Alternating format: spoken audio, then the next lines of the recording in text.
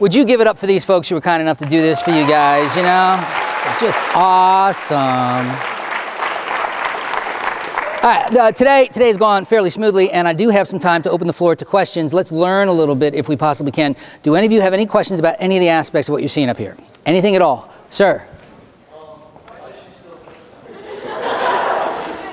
She is clearly a very good subject, and it is rare. Most people, if they do not want to be hypnotized, have no difficulty whatever. She's not asleep, is she? Yeah. All right, we'll have to spend some time with her before I leave.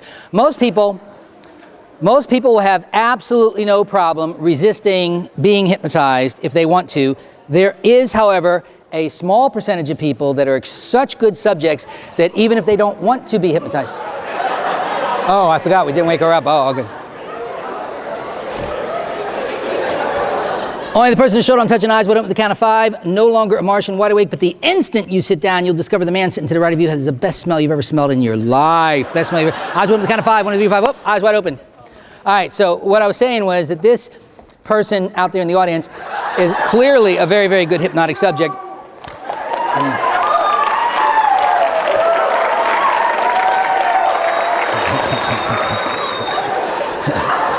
Is everybody doing? I'll make them go away. I'll make them go. You don't like them? Sleep way down deep. Count of 5, little man's gone. 1, 2, 3, 5. Oh, little man's gone. You feel wonderful. Everybody's doing fine. Do you know what this is?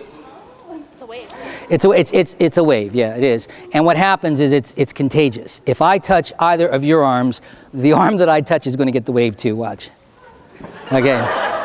And the strange thing about it is whoever arm you touch. Oh. There you go. Why don't you sit right there? Why don't you come on out here for a second? Just out for a second. And if you turn around right there, stuck like glued to the floor. There you go. All right, no problems. Okay. Now, if you touch his arm will start waving and yours will stop. There you go. Stand up for a second. You come on. If you touch her arm, one of her arms will start going and yours will stop. Got to pass it down, folks. See if you can get rid of it.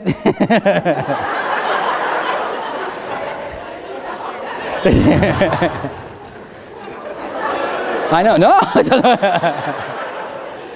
Put it wherever you want it.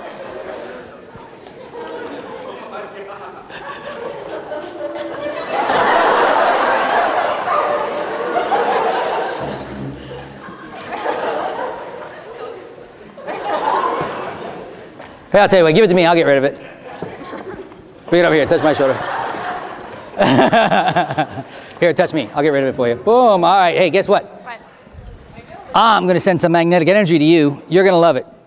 It'll feel really good. And if you touch him, he'll feel really good. He'll feel really good. And if you touch it all the way, the guy down at the end, if you hit him, it'll feel so good, he'll pass out. Really? Yeah. Boom.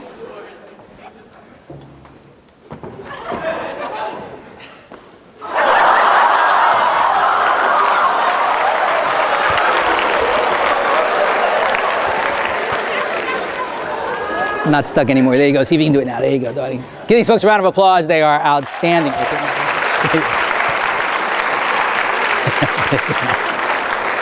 Face down in the dirt. All right, only the person who showed her I'm touching eyes wide open, the count of 5. Wide awake, 1, 2, 3, 4, 5. Whoa, wide awake. Was it good for you? There we go. All right. Could you all try to straighten your chairs out just a little bit if you don't mind? That'd be great. Excellent. Round of applause. These guys are outstanding. Okay, we're having fun and games with this, but are there any serious questions about this in terms of... Yes, sir. Have you ever hypnotized yourself or been hypnotized by a cult? Have I ever hypnotized myself or have I ever been hypnotized by a cult? Me? By a... Oh, a colleague. Oh, I'm so sorry. Of course. You know, as you learn it, many of the training programs that you go through, at least when I did this in the 70s was coming up, you would participate in all kinds of inductions, but there is a paradox. The paradox is that the hypnotist is typically notoriously hard to hypnotize. Why? Because they are so conscious of what's going on. Now, I've been doing this for years and years, so it's very smooth and it looks like I'm just kind of dancing along, but buried in all of this are some hypnotic messages. For example, you may or may not have noticed how I touch their shoulders. This is a very clear suggestion as to who's controlling the situation. If you ever take a job, it's okay for the boss to walk up and say, I heard you did a good job, no problem. How many of you would feel comfortable walking up to the CEO or the president saying, how are things going in the company? You can't really touch. It's the person who touches sends a clear unconscious signal as to who's guiding the situation. There are certain pacings that are going on. For example, if you notice, it's called pyramiding of suggestions. I always say what's going to happen. I give them a time to develop the suggestion, and then I target it. In a moment, your arm's going to get stiff and rigid. 3 more stiff, 2 stiff, 1 now it's stiff. It's called, So I do it so fluently because I've done it for so long. But I'm also very aware of it. Now, there's a vagary of unconscious learning. If you become aware of that, it destroys whatever unconscious effect it may have. There's an old trick, an old joke. It's called a schemata. What does J-O-K-E spell? What does P-O-K-E spell? What do you call the white part of an egg? The white part's called the albumin. It's the yellow part that's called the yolk. Now most people fall for that the first time they hear it, but they never fall for it again for the rest of their lives. Now that you are conscious of it, it has an unconscious effect on you until you become aware of what that effect is supposed to be, and then it dissipates it. Have you ever laid in bed at night and tried to get to sleep?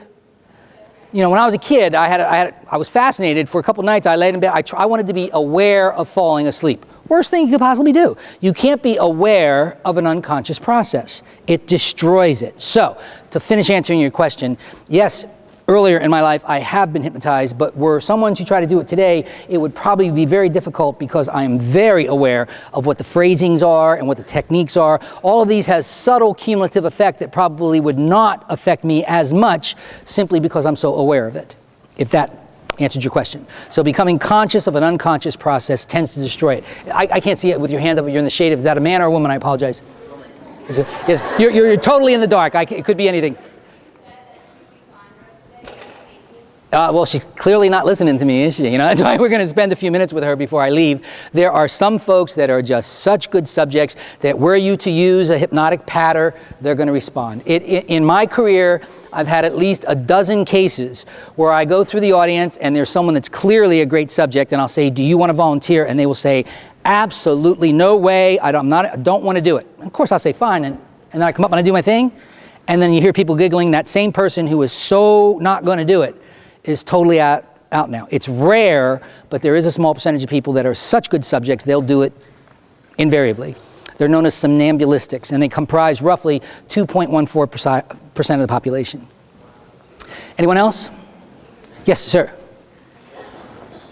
If you're trying to hypnotize somebody and you tell them to go to sleep and you tell them to respond to something by only your voice alone, if somebody else's voice is similar, will they generalize that and actually do the action that you do? It's a good question. What the gentleman asked, and it's a very good question, if I were to hypnotize someone and say that only the sound of my voice, that they respond only to the sound of my voice, and if someone came up with a similar voice to mine, would they respond? It would depend on the subject and how similar they thought it was. If they thought that they were hearing my voice, they would respond.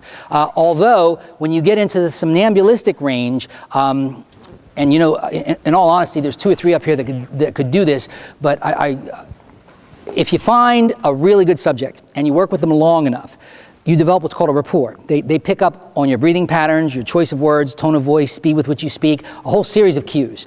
On more than one occasion, I've had a really, really good subject, and you can hypnotize them and tell them that they will stay asleep until they hear you snap your fingers like this. And then you get everybody in the room snapping their finger, and the hypnotist walks to the back of the room, raises his hand and snaps it once, and they pop out. I've seen that. To be that focused, that they can actually pick up on the differences between someone snapping their finger. I have seen good hypnotic subjects. You take a deck of cards, shuffle them at random, go with the backs facing up and tell them somewhere in here is a picture of your mother, and tell me when you see it. Okay, that's it. Tell me what she looks like, what's she wearing, where is she, out on the porch, blah, blah. Take the card without them ever seeing what card it is, and put it back in, shuffle the deck, have someone else shuffle it, take the backs and say, tell me when we get to the card that's your mother's, and 9 times out of 10, it's that one, and they pick it up. And it could be a brand new deck of cards. Now, they are clearly picking up something on that card, some little scratch or dent or something, but they're able to isolate all the distractions and notice something that the casual observer would not notice. So they become extremely focused. It's rare, but it does occur.